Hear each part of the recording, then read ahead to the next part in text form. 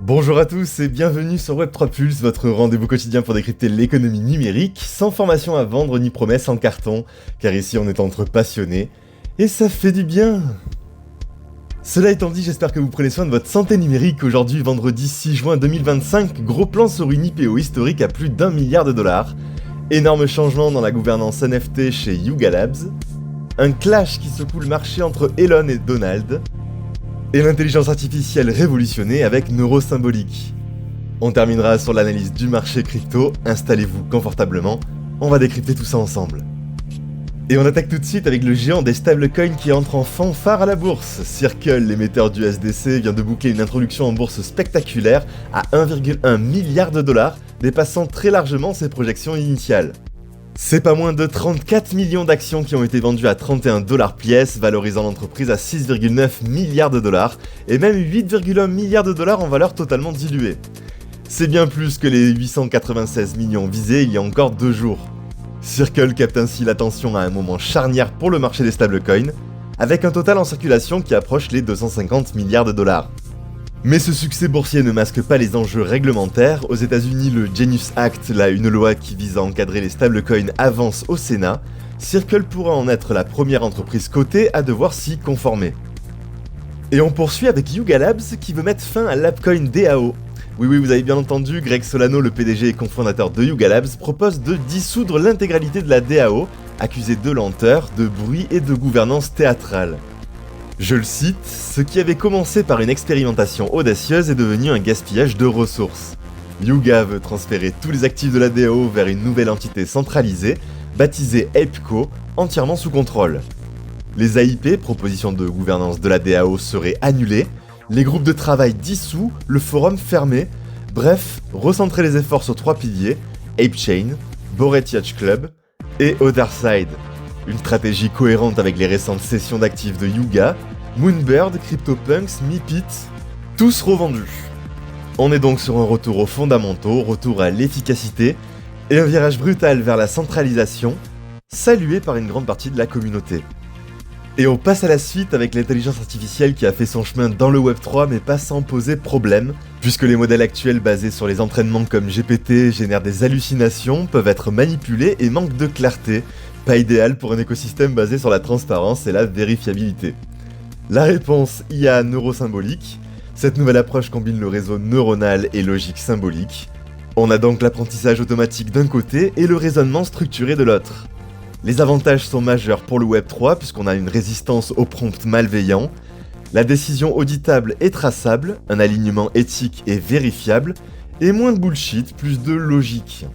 C'est une IA vérifiable, fiable et compatible avec l'esprit du Web3. Dans un monde où les agents intelligents vont générer des DAO, des jeux, des protocoles et des contrats, l'IA neurosymbolique s'impose comme la brique fondamentale du Web3 intelligent. Et on enchaîne avec le nouvel épisode dans le feuilleton politique économique américain. Un conflit ouvert entre Donald Trump et Elon Musk a suffi à ébranler le marché crypto, provoquant une chute de près de 3% du Bitcoin et 308 millions de dollars de positions longues liquidées.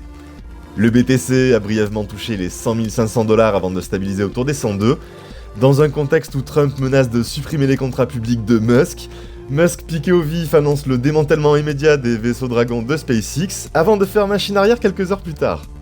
Ajoutez à cela les prises de bénéfices massives par les long-term holders depuis le dernier ATH à 111 970 $, et vous obtenez un cocktail explosif. Le marché crypto subit donc de plein fouet les soubresauts politiques de ces deux personnalités. Plus de 980 millions de dollars de positions liquidées sur l'ensemble des cryptos en 24 heures, dont 891 millions en longue. Ether, XRP, Solana, tous dans le rouge. Et du côté du marché crypto justement, on prend une grosse secousse, moins 2,83% en 24 heures, pour une capitalisation totale qui redescend à 3210 milliards de dollars.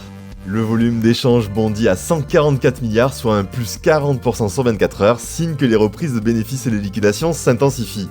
Côté indicateur, le Fear and Greed Index glisse à 46 sur 100, zone neutre en repli, et l'Icon Season Index reste bas à 24 sur 100. On reste clairement en dominance Bitcoin.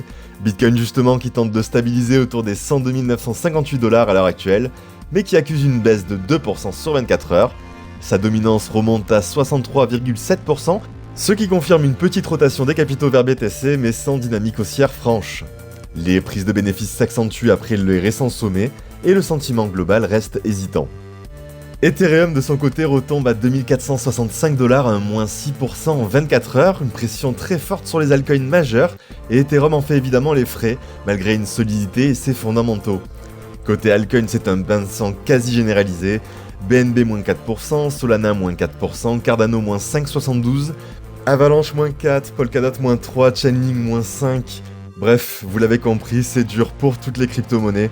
La plus grosse perte d'eau vient de Dogecoin évidemment, suite au clash entre Trump et Elon Musk, moins 15,67%. On a aussi le SUI qui perd 14% et le Avax moins 11%.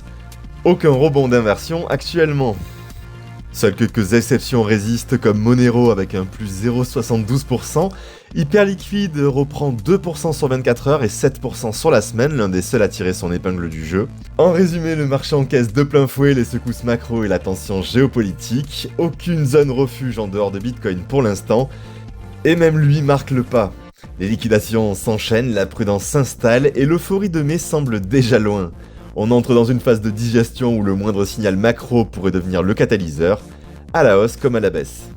Voilà, c'est tout pour moi, j'espère que cette vidéo vous a plu. Si c'est le cas, merci de liker, commenter et abonnez-vous pour ne rien rater. On se retrouve dès lundi pour une nouvelle vidéo et d'ici là, tradez prudemment, holdez intelligemment et surtout ne vous laissez pas manipuler par vos émotions. A très vite sur Web3Pulse.